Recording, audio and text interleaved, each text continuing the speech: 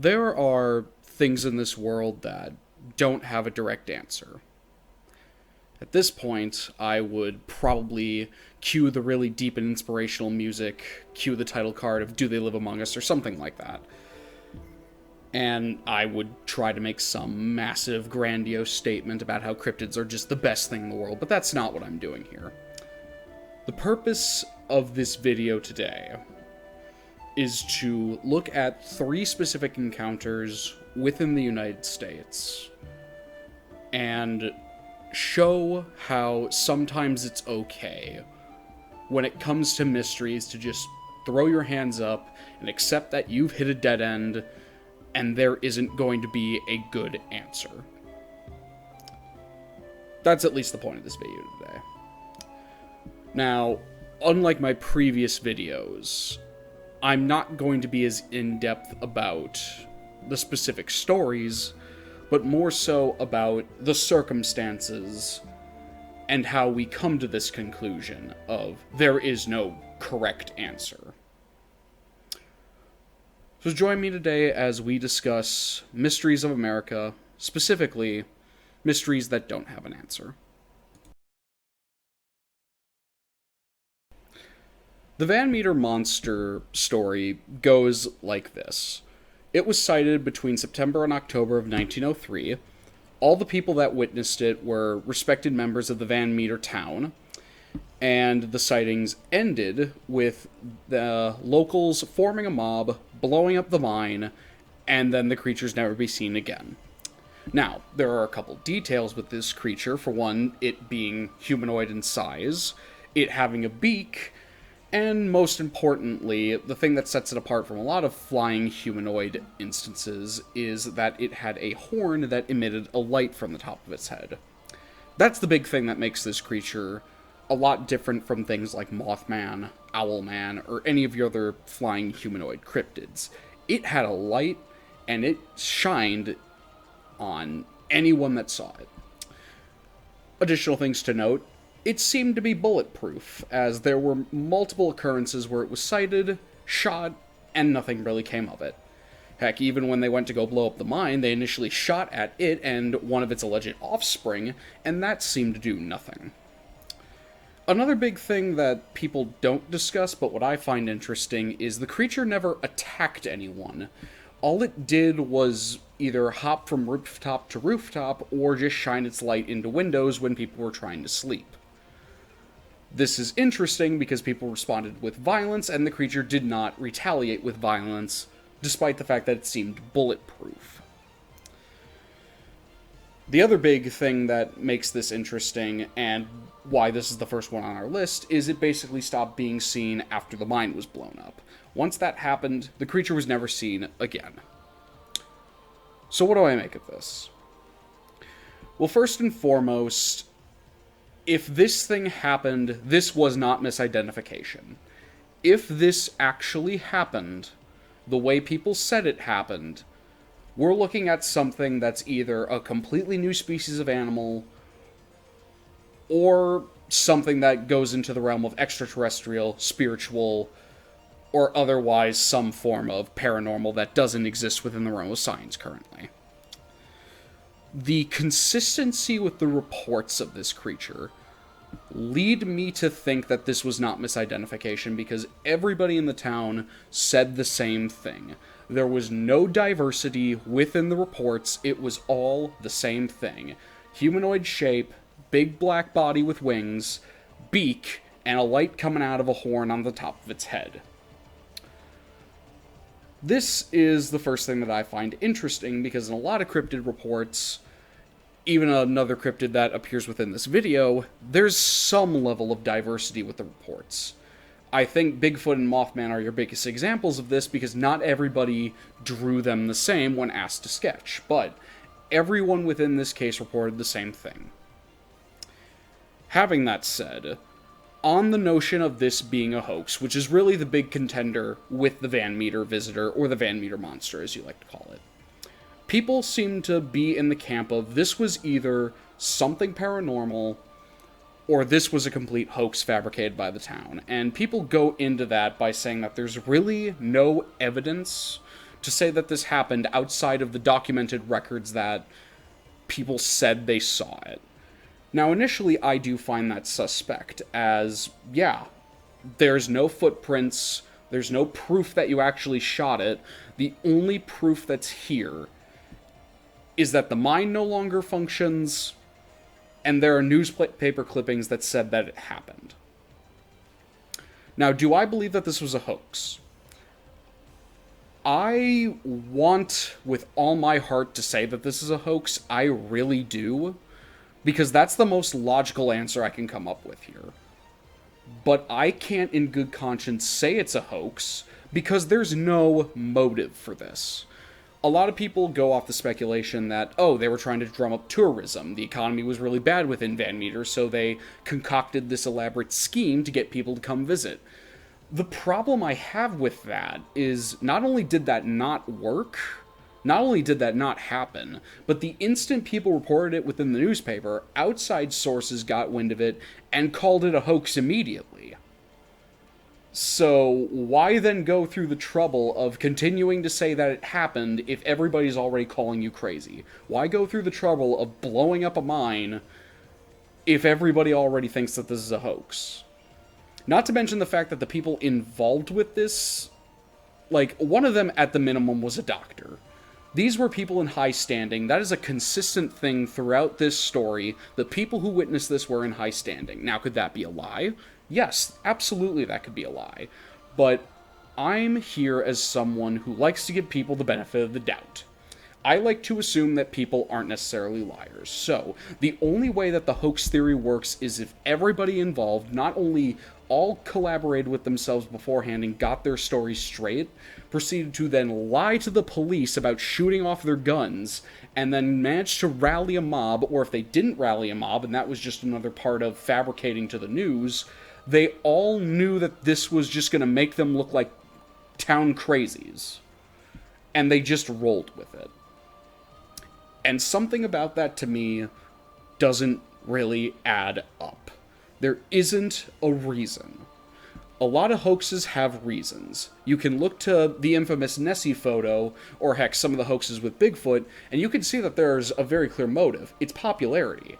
And that didn't happen. The popularity only came recently within the 2000s. People started to come here to create a festival after the fact, after the recordings were found that this happened. And the proof that this happened is that there were newspaper clippings from the time period. So either those were faked, and this is just something that came up in the previous years, as early as the 2000s, or this was a really elaborate hoax that started out as always a hoax, and it's just continued to be a hoax, and only now is Van Meter reaping the benefits from it. And that's a long way to go for me to jump on the idea that this is a hoax. Having that said, what are we left with? I don't know. Because I can't think of a rational animal that would understandably be misidentified in this situation, and I can't think of any kind of animal that would exist that would follow these traits. There have been a lot of people that have speculated this is either a pterosaur, like a pterodactyl, or a bat. And that just doesn't make sense to me. Neither of those match the description very well. A lot of the art of the Van Meter monster doesn't even really describe the Van Meter monster. So what we're left with is something that, as the title of the video suggests, I don't know. I do not know what happened here. I just know that it wasn't a misidentification, and I am fairly confident that this wasn't a hoax. Do I think that this was some sort of extraterrestrial or paranormal instance? That remains to be seen. I, much to the credit of the skeptics, agree that there's a lack of physical evidence, and there's just a lack of evidence that any of this actually took place. But the notion of the people making this up just doesn't add up to me. So that's what I'm going to roll with. When it comes to the Enfield Horror, I have a little bit of an easier time compiling my thoughts and my feelings on this sighting. But for me to fully elaborate and explain that, going over some of the facts I think is important to the situation. Now, there were other sightings of the creature before and after Henry McDaniel's encounter, but I don't think that those sightings particularly add to the McDaniel encounter itself. If anything, I feel like it draws even more skepticism to the encounter, so I'm going to leave them out. McDaniel encountered the creature on April 25th of 1973. Allegedly, it was sometime around 9:30 p.m. when it happened. There are reports that say he came home with his wife, though I have also seen some contradictory evidence to this, but we'll get into that later. The main thing that everyone agrees upon is he saw it, went back, got his gun, came out, and shot it. The thing he saw had 3 legs, a short body, 2 short arms, 2 big pink eyes, and it was about 4.5 feet tall and a grayish color. It's then said that after he shot it, it leaped and ran away from the house very quickly. Now, there are sites that indicate that the police came and stated that he was rational, though there's a lot of evidence that also says that people didn't take this man seriously. And I think that really just kind of comes down to my problem with this case. It's not the weirdness of the horror itself, it's the information on Henry McDaniel that I have a problem with. I cannot seem to get a consistent or concise biography of this man. I have read reports that he used to serve, and he actually served in Australia and worked with kangaroos even, so that when people started classifying this as a kangaroo, he was saying, no, I know what kangaroos look like. But then I have other reports saying that the entire town acknowledged him as kind of a crazy person, or a person who exaggerated, and the police didn't pay him no mind.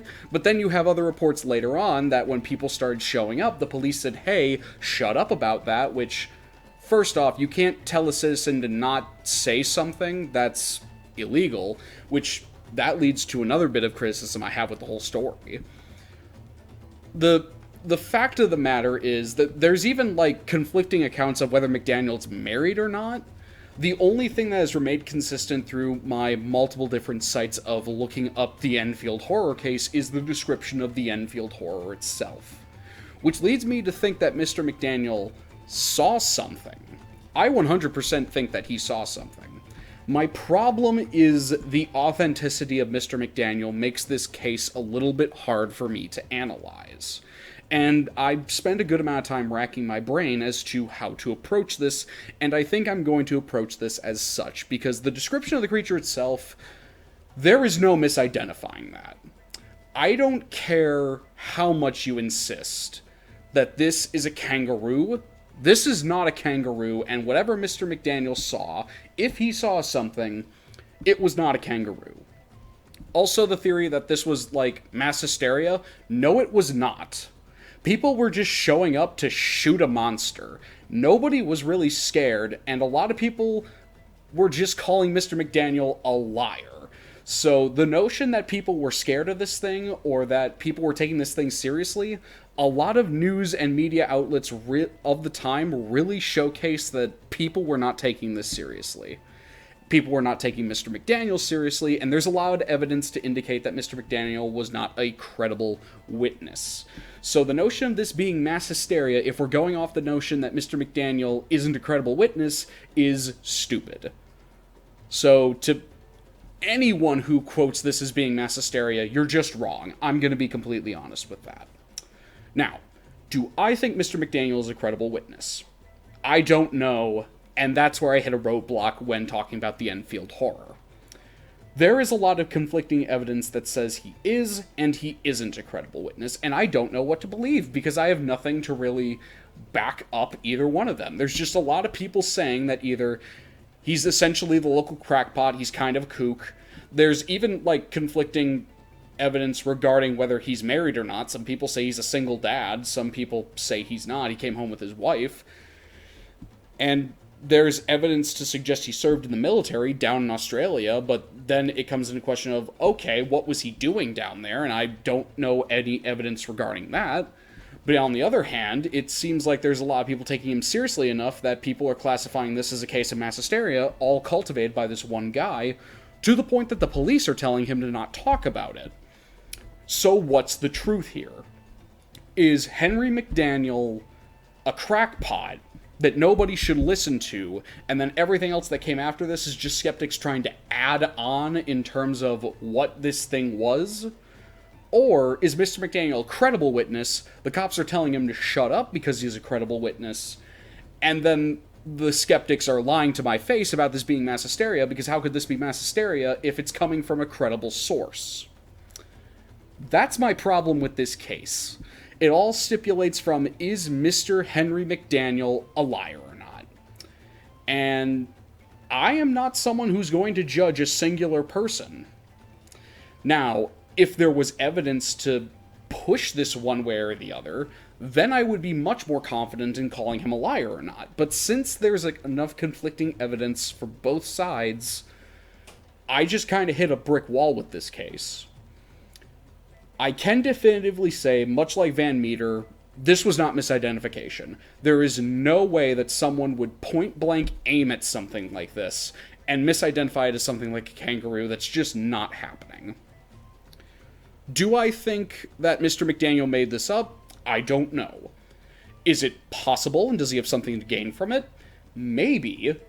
I don't know what he has to gain from it, and that makes this whole thing suspect, but at the same point, if we're talking about someone who's pathologically done this before, then there's your answer. But I don't know if he is or not. So at the end of the day, since the Enfield Horror hasn't been seen since the initial incident, and all incidents afterwards are skeptic at best, all I can really do is ask the question, and I'm very willing if my audience has a definitive answer on Mr. McDaniel. But the jury is kind of out just on the notion of, what is Mr. McDaniel's character? And if we can figure that out, then that leaves where it's two options. Either Mr. McDaniel is a liar, to which I would definitively say, yeah, the Enfield Horror probably didn't happen. But if he's not, then I'm more on the lines of, hey, something happened here that we still don't have an answer for, because this doesn't look like anything in nature, and I just don't even know how to begin to categorize it. Because I don't know whether to call this something spiritual or extraterrestrial or something of that nature. So at the end of the day, the Enfield Horror case is really the Henry McDaniel case, if anything. The Dover Demon definitely reigns supreme in terms of unsolved cases.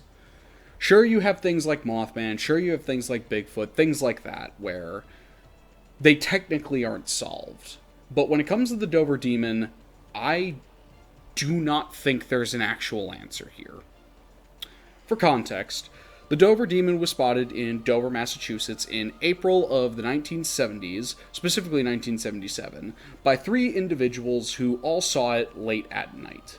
And the perplexing part of this is none of the people who saw the Dover Demon knew each other, yet they all managed to draw very similar sketches, albeit the third sketch is a bit different from the other two, and the third witness claimed that the eyes were green instead of orange like the first 2 witnesses. Now, there have been a lot of theories about what the Dover Demon was, because it was only really seen for one night, and that's about it. It hasn't been seen since. It's been talked about, but it has not been seen. There are the theories of misidentification, such as a baby moose. That's the real big one that a lot of skeptics point to, but a lot of skeptics will also point out a baby moose shouldn't be existing at this time of year in April. That just doesn't make any sense. So why would you suggest that? If we're going off of things that are improbable, you're just answering an improbable question of what was this with an improbable answer of, oh, a baby moose. That can't happen. You also have the idea that it was some sort of escaped monkey, but nobody's come forth with that. There are no reports of anyone owning a monkey like that, and I feel like someone owning an illegal monkey in Massachusetts that escaped, that would have been found at some point, or at the bare minimum, that would have been talked about. Some people think it's an alien, and I don't blame them. It looks like an alien, but not even the UFOologists think it's an alien. Like, the people who believe in aliens don't think that this was an alien because this doesn't match up with any other alien sightings, so you even have the people on the other end of the skepticism that don't think that this happened. Heck, I even have my own theory of it potentially being a bear with mange. I did additional research because I thought, oh, there are a lot of things that can match up there. Bear cub with mange, it looks small, the tendrils could have been the claws jutting out, but then you get to the facial features and you're like, oh, that just doesn't match up at all. Heck, the skin matches up, but no, the face just doesn't match. And that just is the ultimate problem with the Dover Demon. Nothing that we can suggest that it was sticks. The most famous cryptozoologist even stated that he doesn't know. The only people who seem to be convinced on this being something are the skeptics who are providing, again, really dumb answers like a baby moose. That just boggles my mind how you could even begin to consider that as an option. But this was just a thing that was seen for like a day, and then it was never seen again. There are also the people that suggest that this might have been a hoax, but everyone within the town of Dover is pretty adamant that the people who filed these reports had no reason to create a hoax, and most likely would not concoct a hoax. Not to even begin to mention that, like, it's just proven that the people who witnessed these things did not know about each other until, like, the news broke that, oh, there was something that was spotted. There has only been one anonymous person that has suggested that these kids were capable of pulling off a hoax, but when the person who's saying that, yo, these guys are lying, is being anonymous about it, I feel like that should be more scrutinized than the people saying that they saw something weird in the woods late at night. So to answer the question of, what is the Dover Demon? I don't know. I have no answer. And much like the theme of this video, I'm fine with that. When it comes to the Dover Demon, I just don't think anything adds up, so I think the best answer is it's its own thing. I don't know what that thing is, but it's its own thing, and it doesn't want to be seen by people because we haven't seen it since. To quote Mr. Coleman, specifically when he was going over the Lost Tapes episode of the Dover Demon, it's like it just popped into our reality and then popped out. That is the best way, I think, to describe whatever this thing was. Such a unique encounter that cannot be replicated, hasn't been replicated. It just leaves this sort of feeling of, yeah, we don't know everything, and I think the Dover Demon implements this idea of we should just accept that because we aren't gonna get an answer. I think the skeptics are more crazy than the people who just said that they saw something they can't explain. Because the skeptics are trying to promote even crazier ideas than the people who are just saying, oh, yeah, this is something weird that I don't know what it was.